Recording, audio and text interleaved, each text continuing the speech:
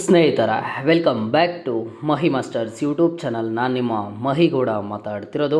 ಇವತ್ತಿನ ಈ ವಿಡಿಯೋದಲ್ಲಿ ಸ್ಟೂಡೆಂಟ್ಸು ಕೇಳಿರುವಂತಹ ಕೆಲವೊಂದಿಷ್ಟು ಡೌಟ್ಸ್ ಬಗ್ಗೆ ಇಂಪಾರ್ಟೆಂಟಾಗಿ ಅಪ್ಡೇಟ್ಸನ್ನು ಕೊಡ್ತೀನಿ. ನೀವು ಸ್ಕ್ರೀನ್ ಮೇಲೆ ನೋಡ್ತಾ ಇದ್ದೀರಾ. ಸೊ ಈ ಒಂದು 4 ಡೌಟ್ಸ್ ಬಗ್ಗೆ ಸ್ಟೂಡೆಂಟ್ಸ್ಗೆ ಎಲ್ಲ ಥರದ ಅಪ್ಡೇಟ್ಸನ್ನು ಕೊಡ್ತೀನಿ. ಮೋಸ್ಟ್ ಪ್ರಾಬಬಲಿ ನಿಮಗೂ ಈ ಒಂದು ಡೌಟ್ ಇದ್ದೇ ಇರುತ್ತೆ ಆ್ಯಂಡ್ ಈವನ್ ನಿಮಗಿದು 100% ಹೆಲ್ಪ್ ಆಗುತ್ತೆ. ಸೊ ಇದ್ರ ಬಗ್ಗೆ ಎಕ್ಸ್ಪ್ಲೇನ್ ಮಾಡ್ತಾ ಹೋಗ್ತೀನಿ. ಸೊ ಸ್ಟೂಡೆಂಟ್ಸ್ಗೆ ಹೆಲ್ಪ್ ಆಗುತ್ತೆ. ವಿಡಿಯೋನ ಕಂಪ್ಲೀಟಾಗಿ ವಾಚ್ ಮಾಡಿ ಹಾಗೇನು ಚಾನಲ್ಗೆ ಲೈಕು ಸಬ್ಸ್ಕ್ರೈಬನ್ನು ಮಾಡ್ಕೊಳ್ಳಿ. ಇದು ನೋಡಿ ನಿಮಗೆ first round provisional allotment results ಬಂದಿದ್ದ ಆದಮೇಲೆ ಇಲ್ಲಿ ಸ್ಟೂಡೆಂಟ್ಸು ಕೇಳಿರುವಂತಹ ಡೌಟ್ಸು. ಸೊ ಮೊದಲನೇ ಡೌಟ್ ನೋಡೋದಾದರೆ, ಸರ್ ನೆಕ್ಸ್ಟ್ ರೌಂಡ್ಗೆ ಆಪ್ಷನ್ ಎಂಟ್ರಿ ಎಡಿಟ್ ಮಾಡ್ಬೋದಾ? ಅಂದರೆ ಈಗ ಪ್ರಾವಿಷನಲ್ ಅಲಾಟ್ಮೆಂಟ್ ರಿಸಲ್ಟ್ಸ್ ಬಂತು, ನಾಳೆ ಫೈನಲ್ ಅಲಾಟ್ಮೆಂಟ್ ರಿಸಲ್ಟ್ಸ್ ಬರುತ್ತೆ. ಸೊ ನಾವು ನೆಕ್ಸ್ಟ್ ರೌಂಡಿಗೆ ಹೋದಾಗ ಸೆಕೆಂಡ್ ರೌಂಡಲ್ಲಿ ಆಪ್ಷನ್ ಎಂಟ್ರಿ ಎಡಿಟ್ ಮಾಡ್ಬೋದಾ ಅಂತಂದರೆ ಹೌದು, 100% ಆಗಿ ಆಪ್ಷನ್ ಎಂಟ್ರಿಯಲ್ಲಿ ಎಡಿಟ್ ಮಾಡ್ಬೋದು. ಬಟ್ ಯಾವ ರೀತಿಯಾಗಿ ಅಂತ ಅಂದರೆ, ನೀವು ನೆಕ್ಸ್ಟ್ ಸೆಕೆಂಡ್ ರೌಂಡಿಗೆ ಹೋದಾಗ ಸೇಮ್ ಮತ್ತೆ ಆಪ್ಷನ್ ಎಂಟ್ರಿ ಮಾಡೋದಕ್ಕೆ 2 ಡೇಸ್ ಟೈಮನ್ನು ಕೊಡ್ತಾರೆ. ಬಟ್ ಸೆಕೆಂಡ್ ರೌಂಡಲ್ಲಿ ನೀವು ಯಾವುದೇ ಥರದ ಕಾಲೇಜಸನ್ನು ಆ್ಯಡ್ ಮಾಡೋದಕ್ಕೆ ಆಗೋದಿಲ್ಲ. ಈಗಾಗಲೇ ನಿಮ್ಮ ಹತ್ರ ಏನೊಂದು ಆಪ್ಷನ್ ಎಂಟ್ರಿ ಲೀಸ್ಟ್ ಇದೆ, ಫಸ್ಟ್ ರೌಂಡಲ್ಲಿ ಏನು ಆಪ್ಷನ್ ಎಂಟ್ರಿ ಮಾಡಿದ್ದೀರಾ ಆ ಒಂದು ಆಪ್ಷನ್ ಎಂಟ್ರಿಯಲ್ಲಿ ನೀವು ಯಾವ ಥರ ಚೇಂಜಸ್ ಬೇಕಿದ್ರೂ ಮಾಡ್ಕೋಬೋದು. ಅಂದರೆ ಈ ಒಂದು ಆಪ್ಷನ್ ಎಂಟ್ರಿ ಮಾಡೋದು ನೆಕ್ಸ್ಟ್ ರೌಂಡಿಗೆ ಯಾವುದರ ಮೇಲೆ ಡಿಪೆಂಡ್ ಆಗುತ್ತೆ, ನೀವೇನು ಚಾಯ್ಸ್ ಎಂಟ್ರಿ ಮಾಡ್ತೀರಾ ಅದರ ಮೇಲೆ ಡಿಪೆಂಡ್ ಆಗುತ್ತೆ. ಈಗ next first round final allotment results ಬಂದಿದ್ದ ಆದಮೇಲೆ ನಿಮಗೆ ಚಾಯ್ಸ್ ಎಂಟ್ರಿ ಪ್ರೊಸೀಜರ್ ಇರುತ್ತೆ ಅಲ್ವಾ, ಆ ಚಾಯ್ಸ್ ಎಂಟ್ರಿಯಲ್ಲಿ ನೀವು ಯಾವ ಚಾಯ್ಸ್ ಸೆಲೆಕ್ಟ್ ಮಾಡ್ತೀರಾ ಅನ್ನೋದ್ರ ಮೇಲೆ ನಿಮಗೆ ಅಲ್ಲಿ ಬಂದುಬಿಟ್ಟು ಒಂದು ಆಪ್ಷನ್ ಎಂಟ್ರಿ ಅನ್ನುವಂಥದ್ದು ವರ್ಕ್ ಆಗುತ್ತೆ. ಸೊ ಯಾವ್ಯಾವ ಚಾಯ್ಸ್ ಸೆಲೆಕ್ಟ್ ಮಾಡಿದ್ರೆ ಯಾವ್ಯಾವ ರೀತಿ ವರ್ಕ್ ಆಗುತ್ತೆ ಏನೋ ಅಂತ ಹೇಳಿ ಚಾಯ್ಸ್ ಎಂಟ್ರಿ ಬಗ್ಗೆ ಡೀಟೇಲ್ಡ್ ವಿಡಿಯೋನ ಮಾಡಿದ್ದೀನಿ. ಆ ವಿಡಿಯೋ ಲಿಂಕನ್ನು ಕಮೆಂಟ್ ಬಾಕ್ಸಲ್ಲಿ ಕೊಟ್ಟಿರ್ತೀನಿ, ಹೋಗಿ ಒಂದ್ಸಲಿ ಎಲ್ಲರೂ ಚೆಕ್ ಮಾಡ್ಕೊಳ್ಳಿ. ನೋಡಿ, ನೆಕ್ಸ್ಟ್ ರೌಂಡಲ್ಲಿ ನೀವು ಆಪ್ಷನ್ ಎಂಟ್ರಿಯಲ್ಲಿ ಎಡಿಟ್ ಮಾಡ್ಬೋದು, ಪ್ರಿಯಾರಿಟಿ ನಂಬರ್ಸ್ ಚೇಂಜ್ ಮಾಡ್ಬೋದು, ಕೆಳಗಡೆ ಇರೋ ಕಾಲೇಜು ಮೇಲೆಗೆ ಅಥವಾ ಕಾಲೇಜಸನ್ನು ಡಿಲೀಟ್ ಮಾಡ್ಬೋದು. ಬಟ್ ಯಾವುದೇ ಕಾರಣಕ್ಕೂ ಸೆಕೆಂಡ್ ರೌಂಡಲ್ಲಿ ಕಾಲೇಜಸನ್ನು ಆ್ಯಡ್ ಮಾಡೋದಕ್ಕೆ ಆಗೋದಿಲ್ಲ. ಓಕೆನಾ, ಇದು ಕ್ಲಿಯರ್ ಆಯಿತು. ಆ್ಯಂಡ್ ನೆಕ್ಸ್ಟ್ ಬಂದುಬಿಟ್ಟು, ಸರ್ ನನಗೆ ಸೀಟ್ ಅಲಾಟ್ಮೆಂಟ್ ಆಗಿಲ್ಲ ಅಂದರೆ ಏನು ಮಾಡಬೇಕು? ಈಗ ಪ್ರಾವಿಷನಲ್ ಅಲಾಟ್ಮೆಂಟ್ ರಿಸಲ್ಟಲ್ಲಿ ನಿಮಗೆ ಸೀಟ್ ಅಲಾಟ್ಮೆಂಟ್ ಆಗಿಲ್ಲ, ಏನು ಮಾಡಬೇಕು? ಒನ್ ಥಿಂಗ್ ಕ್ಲಿಯರು, ಈಗ ನಿಮಗೆ ಫೈನಲ್ ಅಲಾಟ್ಮೆಂಟ್ ರಿಸಲ್ಟಲ್ಲೂ ಸೀಟ್ ಅಲಾಟ್ಮೆಂಟ್ ಅನ್ನುವಂಥದ್ದು ಆಗೋದಿಲ್ಲ. ಸೊ ನಾನು ಇರೋವಂತಹ ಫ್ಯಾಕ್ಟನ್ನು ಹೇಳ್ತಾ ಇದ್ದೀನಿ. ಇವತ್ತು ನಿನ್ನೆ ಏನು ಪ್ರಾವಿಷನಲ್ ರಿಸಲ್ಟ್ಸನ್ನು ಚೆಕ್ ಮಾಡ್ಕೊಂಡಿದ್ದೀರಾ, ನಾಳೆ ಫೈನಲ್ ಅಲಾಟ್ಮೆಂಟ್ ರಿಸಲ್ಟ್ಸನ್ನು ಚೆಕ್ ಮಾಡಿದಾಗ ನಿಮಗೆ ಈಗ result you have not been allotted any seat ಅಂತ ನಿಮಗೆ ಪ್ರಾವಿಷನಲ್ ಅಲಾಟ್ಮೆಂಟಲ್ಲಿ ಬಂದಿದ್ದರೆ ಫೈನಲ್ ಅಲಾಟ್ಮೆಂಟಲ್ಲೂ ಸೇಮ್ ಅದೇ ಥರ ಬರುತ್ತೆ. ಯಾಕಂತ ಅಂದರೆ ರಿಸಲ್ಟ್ ಅನ್ನುವಂಥದ್ದು ಸೇಮ್ ಇರುತ್ತೆ. ಬಟ್ ನಿಮ್ಗೆ ಅಲ್ಲಿ ಫೈನಲ್ ಅಲಾಟ್ಮೆಂಟಲ್ಲಿ ಇನ್ನೊಂದ್ಸಲಿ ಚೆಕ್ ಮಾಡ್ಕೋಬೇಕು. ಇನ್ನೊಂದ್ಸಲಿ ಚೆಕ್ ಮಾಡ್ಕೊಂಡಾಗೂ ನಿಮಗೆ ಫೈನಲ್ ಅಲಾಟ್ಮೆಂಟಲ್ಲಿ ಸೀಟ್ ಯಾವುದೇ ಥರದ ಸೀಟ್ ಅಲಾಟ್ಮೆಂಟ್ ಆಗಿರೋದಿಲ್ಲ. ನೆಕ್ಸ್ಟ್ ನೀವೇನು ಮಾಡಬೇಕು ಅಂತ ಅಂದರೆ, ಯಾರಿಗಾದರೆ ಸೀಟ್ ಅಲಾಟ್ಮೆಂಟ್ ಆಗಿರೋದಿಲ್ವೋ ಇಂತಹ ಸ್ಟೂಡೆಂಟ್ಸ್ಗೆ ಯಾವುದೇ ಥರದ ಚಾಯ್ಸ್ ಎಂಟ್ರಿ ಪ್ರೊಸೀಜರ್ ಇರೋದಿಲ್ಲ. ಇವರು ಬಂದು ಡೈರೆಕ್ಟಾಗಿ ಸೆಕೆಂಡ್ ರೌಂಡ್ಗೆ ಎಲಿಜಿಬಲ್ ಇರ್ತಾರೆ. ನಿಮಗೆ ಸೀಟ್ ಅಲಾಟ್ಮೆಂಟ್ ಆಗಿಲ್ಲ ಅಂತ ಅಂದರೆ ನೀವು ಡೈರೆಕ್ಟು ಸೆಕೆಂಡ್ ರೌಂಡ್ಗೆ ಎಲಿಜಿಬಲ್ ಇರ್ತೀರಾ. ಆ ಸೆಕೆಂಡ್ ರೌಂಡಲ್ಲಿ ಬಂದುಬಿಟ್ಟು ನೀವು ಈಗಾಗಲೇ ಏನು ಆಪ್ಷನ್ ಎಂಟ್ರಿ ಮಾಡಿದ್ದೀರಾ ಆ ಒಂದು ಆಪ್ಷನ್ ಎಂಟ್ರಿಯಲ್ಲಿ ಏನಾದರೂ ಚೇಂಜಸ್ ಬೇಕಿದ್ರೆ ಮಾಡ್ಕೋಬೋದು. ಕಾಲೇಜಸನ್ನು ಡಿಲೀಟ್ ಮಾಡೋದಾಗಲಿ ಅಥವಾ ಪ್ರಿಯಾರಿಟಿ ನಂಬರ್ಸನ್ನು ಚೇಂಜ್ ಮಾಡೋದಾಗಲಿ ನೀವೂ ಸಹ ಸೆಕೆಂಡ್ ರೌಂಡಲ್ಲಿ ಬಂದುಬಿಟ್ಟು ಕಾಲೇಜಸನ್ನು ಆ್ಯಡ್ ಮಾಡೋದಕ್ಕೆ ಆಗೋದಿಲ್ಲ. ಬಟ್ ಸರ್ ಈಗ ನನಗೆ ಸೀಟ್ ಸಿಕ್ಕಿಲ್ಲ ಅಂತಂದರೆ ಸೆಕೆಂಡ್ ರೌಂಡಲ್ಲಿ ಸಿಗಲ್ವಾ ಅಂತ ಅಂದರೆ, ಸೆಕೆಂಡ್ ರೌಂಡಲ್ಲಿ ಸೀಟ್ ಸಿಗುವಂತಹ ಪಾಸಿಬಿಲಿಟೀಸ್ ಜಾಸ್ತಿ ಇರುತ್ತೆ. ಹೌದು, ನಿಜನೇ. ಯಾಕಂತ ಅಂದರೆ ಫಸ್ಟ್ ರೌಂಡಲ್ಲೇ ಬಂದುಬಿಟ್ಟು ನಿಮಗೆ ಸೀಟ್ ಅಲಾಟ್ಮೆಂಟ್ ಆಗಿಲ್ಲ ಹಂಗಂತ ಹೇಳಿ ಸೆಕೆಂಡ್ ರೌಂಡಲ್ಲೂ ಆಗಲ್ಲ ಅಂತ ಅನ್ಕೊಳ್ಳೋದಕ್ಕೆ ಹೋಗಬೇಡಿ.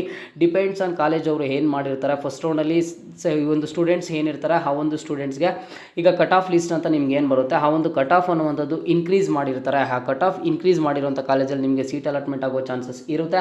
ಆ್ಯಂಡ್ ಇನ್ನೊಂದೇನು ಅಂತ ಅಂದರೆ, ನಿಮಗೆ ನೆಕ್ಸ್ಟ್ ರೌಂಡಲ್ಲಿ ಸೀಟ್ ಅಲಾಟ್ಮೆಂಟ್ ಆಗುತ್ತಾ ಆಗಲ್ವಾ ಅನ್ನೋದು ಯಾವುದರ ಮೇಲೆ ಡಿಪೆಂಡ್ ಆಗುತ್ತೆ. ನೀವು ಈಗಾಗಲೇ ಏನು ಆಪ್ಷನ್ ಎಂಟ್ರಿ ಮಾಡಿದ್ದೀರಾ ಆ ಒಂದು ಆಪ್ಷನ್ ಎಂಟ್ರಿ ಮೇಲೆ ಆದರೆ ವರ್ಕ್ ಆಗುವಂಥದ್ದು. ಓಕೆನಾ. ಆ್ಯಂಡ್ ಇನ್ನೊಂದು, ಫಸ್ಟ್ ರೌಂಡಲ್ಲಿ ಕಾಲೇಜಸನ್ನು ಆ್ಯಡ್ ಮಾಡಿದ್ದೀರಾ, ಸೆಕೆಂಡ್ ರೌಂಡಲ್ಲಿ ಯಾವುದೇ ಥರದ ಕಾಲೇಜಸನ್ನು ಆ್ಯಡ್ ಮಾಡೋದಕ್ಕೆ ಆಗೋದಿಲ್ಲ. ಥರ್ಡ್ ರೌಂಡಲ್ಲಿ ಬಂದುಬಿಟ್ಟು ಕಾಲೇಜಸನ್ನು ಆ್ಯಡ್ ಮಾಡುವಂತಹ ಅವಕಾಶ ಕೊಡುತ್ತಾರೆ. ಅಲ್ಲಿಯ ತನಕ ನೀವು ವೆಯ್ಟ್ ಮಾಡಬೇಕಾಗುತ್ತೆ. ನೀವು ಕೌನ್ಸಿಲಿಂಗ್ ಮುಖಾಂತರನೇ ಸೀಟನ್ನು ಪಡ್ಕೋಬೇಕು ಅಂತ ಅಂದರೆ ಥರ್ಡ್ ರೌಂಡಲ್ಲಿ ಕೊಡುವಂತಹ ಪಾಸಿಬಿಲಿಟೀಸ್ ಆದರೆ ಇದೆ ಕಾಲೇಜಸನ್ನು ಆ್ಯಡ್ ಮಾಡೋದಕ್ಕೆ. ಆ್ಯಂಡ್ ಇನ್ನೊಂದು, ನೀವೇನು ಆಪ್ಷನ್ ಎಂಟ್ರಿ ಮಾಡಿರ್ತೀರಾ ಅನ್ನೋದ್ರ ಮೇಲೆ ಡಿಪೆಂಡ್ ಆಗಿ ನೆಕ್ಸ್ಟ್ ರೌಂಡಿಗೆ ಬಂದುಬಿಟ್ಟು ನೀವು ಆಪ್ಷನ್ ಎಂಟ್ರಿ ಚೇಂಜಸನ್ನು ಮಾಡ್ಕೊಳ್ಳಿ. ಸೀಟ್ ಅಲಾಟ್ಮೆಂಟ್ ಆಗುವಂತಹ ಪಾಸಿಬಿಲಿಟೀಸಿನೂ ಇದೆ. ನಾನು 100% ಅಂತ ಹೇಳ್ತಿಲ್ಲ, ಯಾಕಂತ ಅಂದರೆ ನೀವು ಯಾವ ರೀತಿಯಾಗಿ ಆಪ್ಷನ್ ಎಂಟ್ರಿ ಮಾಡಿದ್ದೀರಾ ಏನೋ ಅಂತ ಹೇಳಿ ನೀವೇ ತಿಳ್ಕೊಬೇಕಾಗುತ್ತೆ.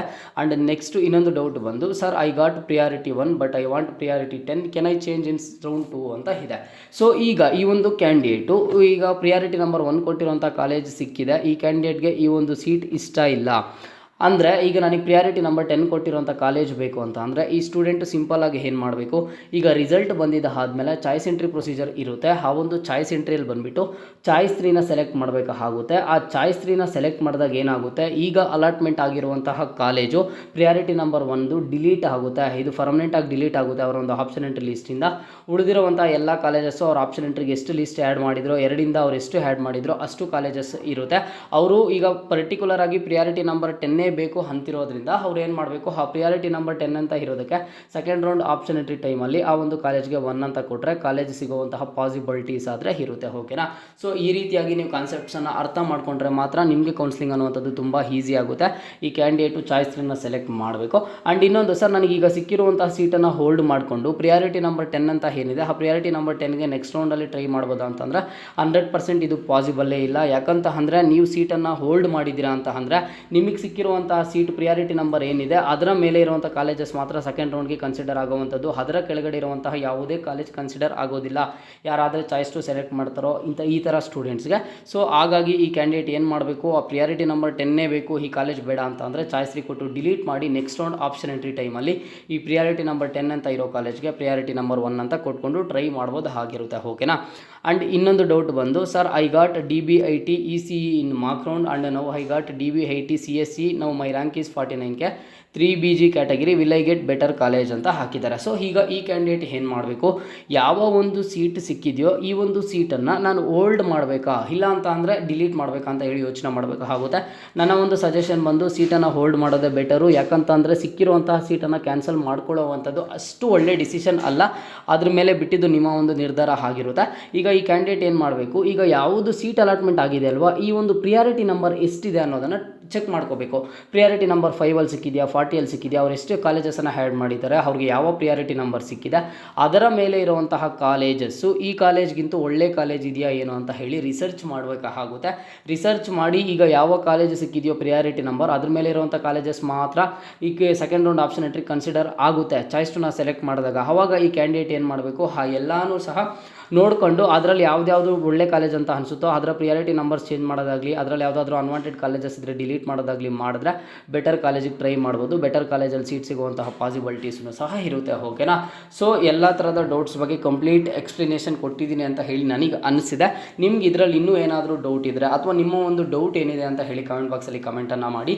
ಇವತ್ತಿಂದ ಪ್ರತಿನಿತ್ಯನೂ ಸಹ ಮಧ್ಯಾಹ್ನ ಒಂದು 12 ಗಂಟೆ ಅಥವಾ 1 ಗಂಟೆ ರೇಂಜು, ಈ ಒಂದು ರೇಂಜ್ ಟೈಮಲ್ಲಿ ನಾನು ಬಂದುಬಿಟ್ಟು ಈ ಥರ ಏನು ಸ್ಟೂಡೆಂಟ್ಸ್ ಕಮೆಂಟ್ಸ್ ಮಾಡಿರ್ತಾರೋ ಇದರ ಬಗ್ಗೆ ನಾನು ಸಪ್ರೇಟ್ ವೀಡಿಯೋಸನ್ನು ಅಪ್ಲೋಡ್ ಮಾಡ್ತೀನಿ. ಒಂದು ಕಮೆಂಟ್ಸನ್ನು ಸ್ಕ್ರೀನ್ಶಾಟ್ ತಗೊಂಡು ಅವಾಗ ಸ್ಟೂಡೆಂಟ್ಸಿಗೆ ತುಂಬ ಹೆಲ್ಪ್ ಆಗುತ್ತೆ ಅಂತ ನಾನು ಅಂದ್ಕೊಂಡಿದ್ದೀನಿ.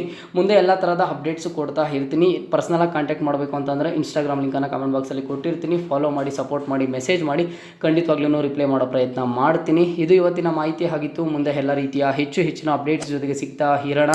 ಅಲ್ಲಿಯ ತನಕ take care and keep watching Mahi masters for more updates.